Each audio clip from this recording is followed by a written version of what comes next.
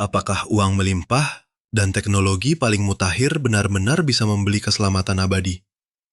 Ataukah semua itu hanyalah fata morgana, sebuah gelembung rapuh yang dibangun di atas pasir hisap?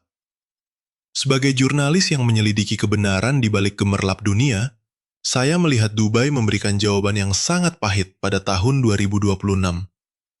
Hanya dalam satu malam, ilusi tentang oasis gurun yang tidak tertembus runtuh seketika saat 137 kilatan api dan 209 drone tempur merobek langit malam Emirat mewah ini. Kota yang dahulu bangga memecahkan berbagai rekor dunia, kini harus menyaksikan eksodus massal kaum miliarder dan turis asing. Krisis geopolitik dan kacaunya rantai pasok global telah menguliti topeng glamor mereka, menyeret simbol kemewahan ini ke dalam jurang pertahanan hidup yang mencekam. Lupakan sejenak foto-foto pamer kemewahan yang biasa berseliweran di media sosial Anda. Investigasi kami kali ini akan membongkar kebenaran kelam di balik keretakan sistemis pada 12 destinasi ikonik di Dubai, tempat di mana para turis kini melarikan diri dan bersumpah tidak akan pernah kembali lagi. Mari kita tengok. Burj Khalifa, menara pencakar langit setinggi lebih dari 800 meter, untuk menjaga kemegahannya di tengah gurun, biaya perawatannya sangat tidak masuk akal, mencapai 75 hingga 88 dirham per kaki persegi setiap tahunnya. Sistem kelistrikannya melahap rata-rata 250.000 kWh per hari, di mana pendingin ruangan raksasa menyedot 60 hingga 70% daya hanya agar kaum elit tidak terpanggang suhu gurun yang ekstrim. Namun, kisah kejayaan masa lalu itu kini telah sirna ditelan kenyataan. Lonjakan inflasi dan ketidakstabilan energi global pada tahun 2026 telah melambungkan tagihan listrik menara megah ini hingga menyentuh angka $125.000 per hari. Jumlah yang fantastis ini jelas sanggup menguras habis dana darurat manapun dalam sekejap. Ketika rantai pasok komponen teknologi tinggi terputus akibat konflik bersenjata, pihak pengelola tidak punya pilihan selain mengambil langkah penghematan ekstrim. Suhu pendingin ruangan di dalam gedung terpaksa dinaikkan, mengubah ruang eksklusif kaum borjuis menjadi sangkar kaca yang pengap dan mencekik. Bahkan sistem pencahayaan spektakuler senilai 1.500.000 dirham per tahun kini harus dikurangi frekuensi operasionalnya. Imbasnya bahkan terasa hingga ke bawah, di mana Dubai Fountain yang terkenal harus memotong durasi pertunjukan air menarinya demi menghemat setiap tetes daya listrik. Para wisatawan asing telah merogoh kocek sangat dalam demi membeli sebuah impian mewah. Namun yang mereka dapatkan kini hanyalah kekecewaan, pemandangan yang lesu, dan ketidaknyamanan. Gelombang eksodus turis pun menjadi sesuatu yang tidak bisa dihindari lagi. Keretakan pada struktur pemecah rekor ini metingkapkan satu kebenaran yang sangat dingin. Ketika teknologi mutakhir Anda sangat bergantung pada rantai pasok luar, Anda akan lumpuh seketika di hadapan realitas geopolitik. Apakah keajaiban tertinggi di bumi ini masih memiliki arti jika ia harus memadamkan lampunya sendiri hanya untuk bertahan hidup?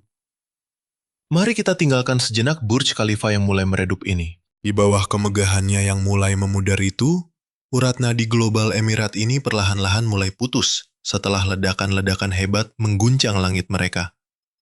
Berapa lama sebuah bandara transit super sibuk tingkat dunia bisa mempertahankan kepercayaan saat sistem keamanannya jebol? Jawabannya adalah hanya dalam satu malam saja. Pada tanggal 1 Maret tahun 2026, pusat konektivitas utama Dubai menjadi target serangan langsung secara mengejutkan.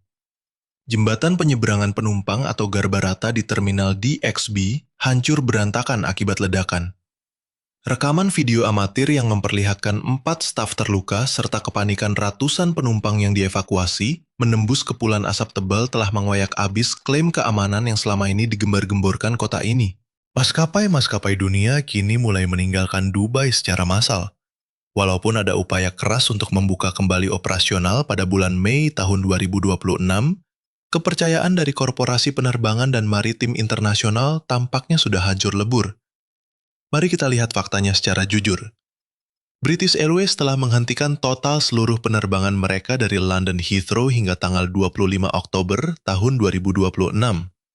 Cathay Pacific juga membekukan aliran pelancong bisnis dari Asia Timur dengan memperpanjang penangguhan penerbangan hingga tanggal 31 Agustus. Jalur transit krusial Singapore Airlines pun lumpuh total akibat pembatalan massal hingga tanggal 2 Agustus, sementara Air Canada mengikutinya hingga tanggal 7 September. Bagi maskapai yang masih bertahan seperti Turkish Airlines, mereka harus menelan pil pahit berupa rute penerbangan yang memutar jauh. Demi menghindari ancaman keamanan, para kru terpaksa mencari jalur alternatif yang rumit dengan mengitari wilayah udara Mesir dan Arab Saudi.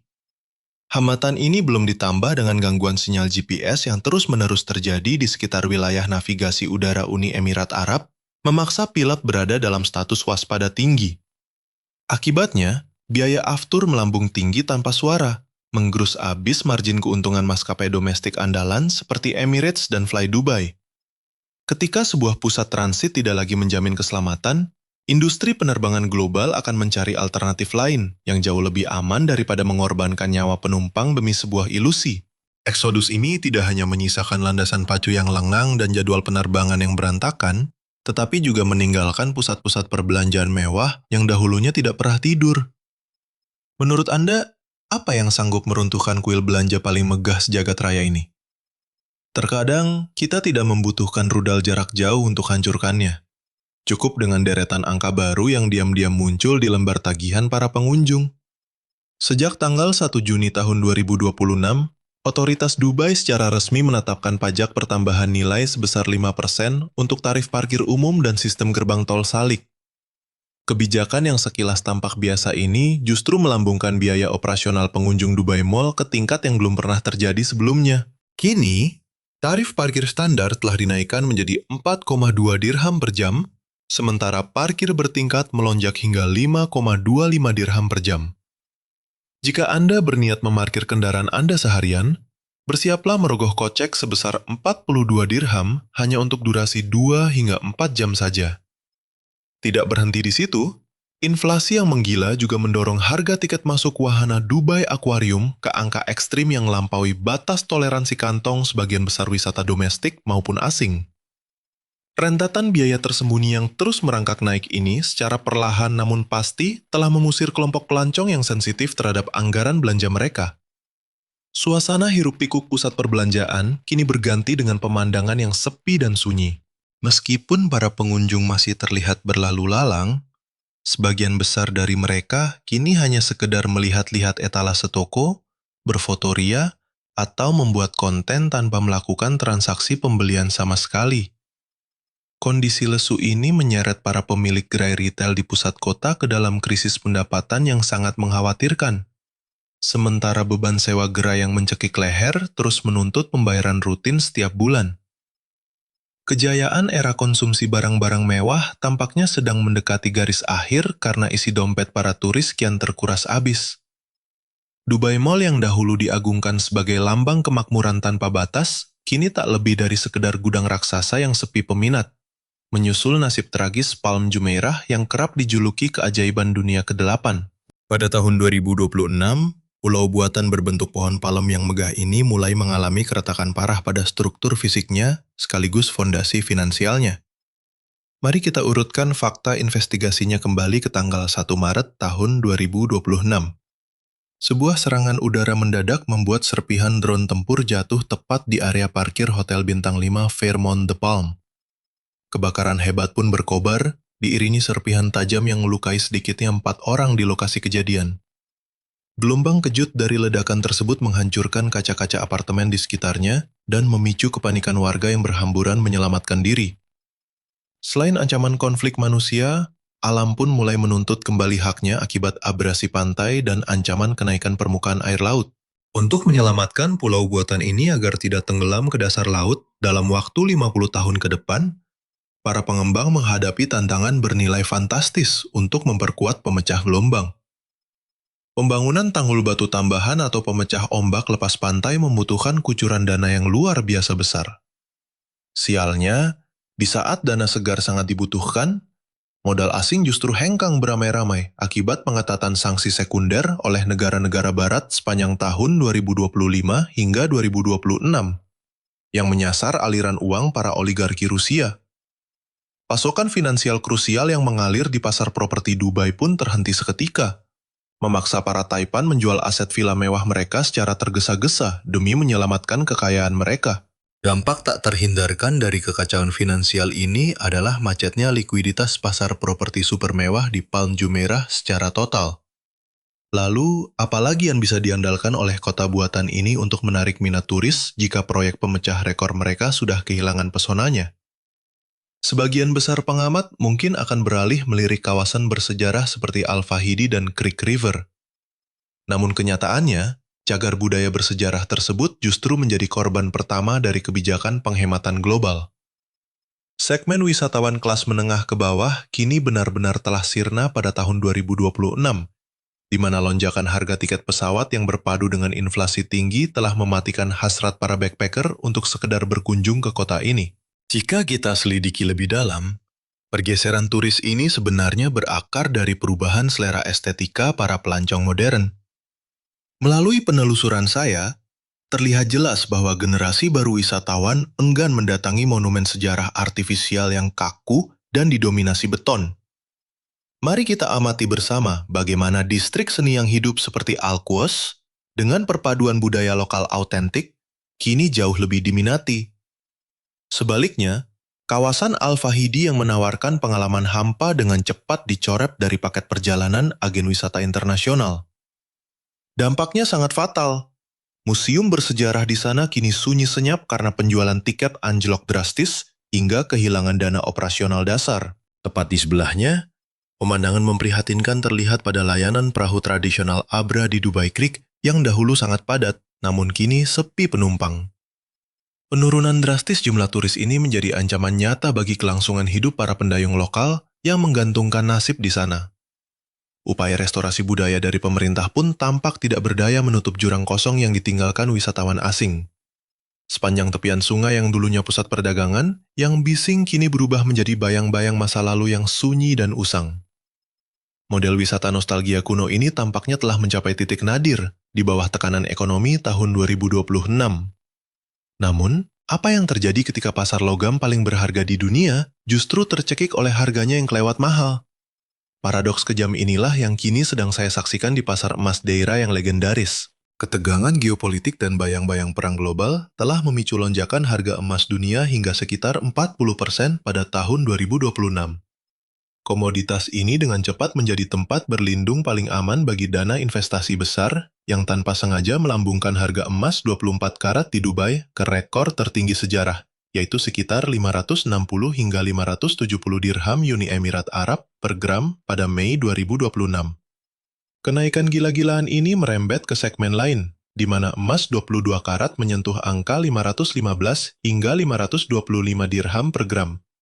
Bahkan emas 21 karat berada di angka 490 hingga 500 dirham, sementara kadar 18 karat yang lebih rendah pun menembus 430 hingga 440 dirham per gram, membuat turis biasa mustahil membelinya. Kini, para pengunjung yang datang ke Gold Souk tampaknya hanya ingin berfoto dan mengagumi cincin emas raksasa pemegang rekor dunia, alih-alih melakukan transaksi real. Aktivitas komersial di toko-toko emas tradisional hampir sepenuhnya lumpuh akibat sepinya pembeli. Demi menyiasati keadaan yang kian sekarat ini, para pemilik toko bahkan rela memotong biaya pembuatan sebesar 10% hingga 25%. Beberapa pedagang kecil bahkan nekat menawarkan jasa pembuatan gratis sepanjang musim panas demi memikat pembeli, namun turis tetap enggan merogoh kocek mereka. Sementara itu, para investor yang benar-benar ingin mengamankan kekayaan mereka telah beralih sepenuhnya untuk membeli emas batangan atau koin emas murni langsung di pusat perdagangan di MCC demi melindungi modal mereka dari inflasi. Suasana muram kini menyelimuti daerah Gold Souk yang legendaris, di mana satu persatu toko tua mulai gulung tikar dalam keheningan. Sementara itu, Museum of the Future yang megah dengan tinggi 77 meter dan dihiasi kaligrafi Arab menawan, sejatinya dirancang untuk melambangkan visi masa depan Dubai. Namun memasuki tahun 2026, mahakarya arsitektur ini justru dihantam retakan struktural yang sangat dalam, bukan pada fondasi fisiknya, melainkan akibat perang semikonduktor global. Seluruh pengalaman futuristik di tempat ini sangat bergantung pada sistem interaktif canggih dan teknologi digital mutakhir. Museum ini mengoperasikan sistem rumit seperti kaca dinamis pengubah warna otomatis, simulasi hologram luar angkasa, hingga sistem biometrik sidik jari IXM Titan dari Invixium untuk mengelola lebih dari 500 staf operasional mereka. Namun, blokade ekspor teknologi yang ketat serta fragmentasi rantai pasok antar blok geopolitik telah memberikan pukulan telak bagi infrastruktur pintar museum ini. Meskipun pemerintah Amerika Serikat sempat melonggarkan ekspor beberapa chip kecerdasan buatan seperti NVIDIA GB300 pada akhir 2025, setelah Uni Emirat Arab berkomitmen memindahkan infrastrukturnya, pengawasan ketat tingkat 2 tetap membayangi perusahaan teknologi di Dubai. Investigasi saya mengungkap kekhawatiran Barat bahwa banyak bisnis di sini dicurigai menjadi jalur transit gelap untuk mengirim ulang peralatan teknologi tinggi ke negara-negara yang masuk dalam daftar sanksi. Akibatnya, kelangkaan suku cadang standar membuat berbagai sektor pameran futuristik mengalami stagnasi total dalam hal pembaruan perangkat lunak maupun pemeliharaan perangkat keras. Proses perbaikan kini menemui jalan buntu, memaksa sejumlah aula pameran ditutup sementara atau berjalan dengan fungsi yang sangat terbatas. Para turis asing yang telah merogoh kocek dalam-dalam untuk membeli tiket mulai meluapkan kekecewaan mereka saat melihat wahana teknologi tinggi yang penuh galat sistem, lambat, bahkan gagal berfungsi secara normal. Museum of the Future kini menjelma menjadi contoh nyata tentang bagaimana inovasi digital tidak berdaya ketika rantai pasokan terseret ke dalam pusaran politik dunia. Bagi kaum jet set, kemewahan tanpa jaminan keamanan mutlak tidak akan pernah ada artinya. Di sisi lain, hotel mewah yang mengklaim diri sebagai kelas bintang 7 Burj Al Arab yang berdiri megah menyerupai layar kapal di pulau buatan pribadi, kini tengah menghadapi krisis reputasi yang luar biasa hebat. Keretakan citra itu bermula pada tanggal 1 Maret 2026, ketika puing pesawat tanpa awak menghantam bagian luar gedung dan memicu kebakaran hebat yang meruntuhkan reputasi tempat ini sebagai benteng pertahanan yang tak tertembus. Rekaman video kobaran api yang melahap fasad megah berbentuk layar tersebut langsung viral di berbagai media sosial global. Kepercayaan para miliarder internasional pun seketika hancur setelah menyadari bahwa simbol kemewahan paling agung sekalipun bisa sangat rapuh dalam sekejap mata. Dampaknya, jumlah klien VIP andalan hotel ini, terutama para taipan dan spekulan dari Eropa Timur, merosot tajam. Aliran uang mereka kini tersumbat oleh sanksi sekunder ketat yang menyasar perusahaan-perusahaan cangkang serta rekening bank mereka yang berada di Dubai. Kamar tipe Royal Suite yang bertarif 2.000 hingga 12.000 euro per malam, yang dulu harus dipesan sebulan sebelumnya, kini dibiarkan kosong melompong. Anjloknya tingkat keterisian kamar secara tiba-tiba ini memaksa manajemen hotel mengambil langkah ekstrim yang belum pernah terjadi sebelumnya sepanjang sejarah kebesaran mereka. Burj Al Arab terpaksa menurunkan gengsinya dengan merilis promo menginap 4 malam namun hanya bayar 3 malam, yang berlaku hingga Oktober 2026. Keputusan diskon ini dinilai mencederai nilai eksklusivitas merek mewah yang selama ini mereka agungkan. Tanpa deru jet pribadi dan kedatangan kaum elit, fasilitas mewah di dalam hotel kini terasa sia-sia, seolah hotel berbentuk layar ini sedang berada di ambang keruntuhan masa kejayaan yang megah. Kawasan hiburan luar ruangan Global Village yang dahulu dibanggakan sebagai ruang pemersatu dengan anjungan dari 90 kebudayaan berbeda, kini menjadi cerminan pahit dari perpecahan dunia. Begitu konflik geopolitik meletus pada tanggal 28 Februari 2026, pihak pengelola langsung mengeluarkan perintah penutupan darurat secara sepihak. Keputusan mendadak ini memangkas paksa musim operasional ke-30 yang sebenarnya merupakan tonggak sejarah penting bagi proyek ini. Musim operasional dipotong lebih cepat hingga 2 bulan dari jadwal normal yang biasanya berlangsung hingga 10 Mei tiap tahunnya. Penutupan darurat ini bukan sekedar keputusan sepele dari manajemen, melainkan pukulan telak yang menyisakan kerugian finansial masif bagi ribuan pedagang kecil di sana. Meskipun pengelola telah berupaya membuka kembali tempat ini pada tanggal 20 April 2026, setelah situasi keamanan mereda, atmosfer ramah multikultural yang menjadi jiwa utama kawasan ini telah rusak parah. Salah satu kehilangan paling mencolok adalah hilangnya anjungan Iran secara total, padahal itu merupakan salah satu ikon budaya terbesar di sana. Ketegangan diplomatik dan rentetan sanksi internasional membuat koordinasi antar negara yang berseteru menjadi mustahil dilakukan. Rumitnya dinamika politik global jelas berada di luar kendali unit manajemen yang hanya mengurus sektor hiburan ini. Para pengunjung kini tidak lagi menemukan harmoni perbedaan dan ketenangan di tempat ini, yang berujung pada penurunan drastis jumlah kedatangan pelancong sejak dibuka kembali.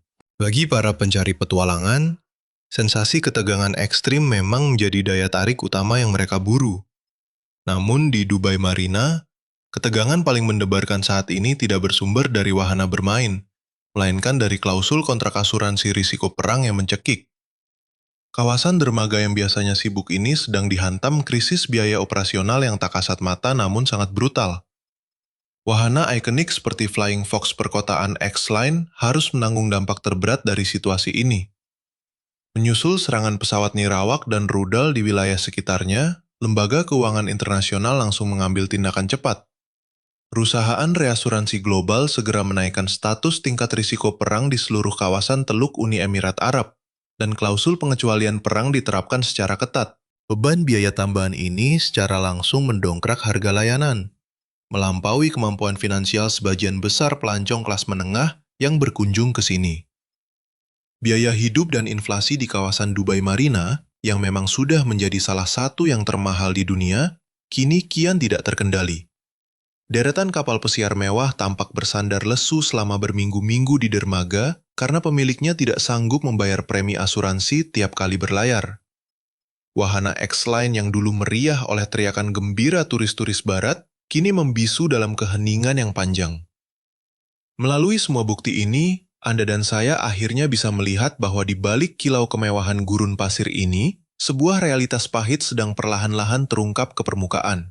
Institusi keuangan yang seharusnya memetakan risiko global, kini justru menjadi pihak yang mencekik mati model pembangunan kota resor pesisir mewah.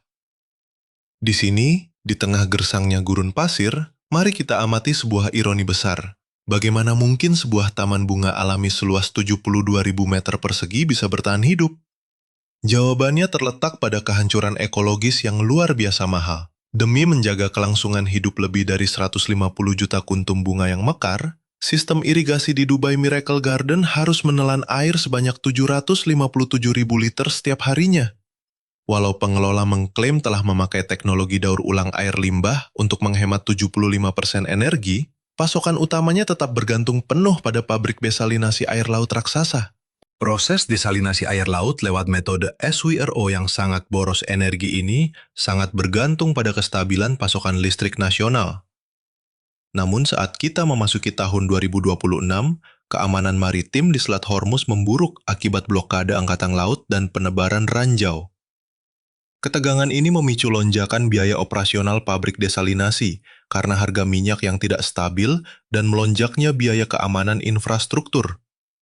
Akibatnya, pemerintah mulai membatasi pasokan air bersih ke Miracle Garden demi menyelamatkan infrastruktur publik yang jauh lebih penting.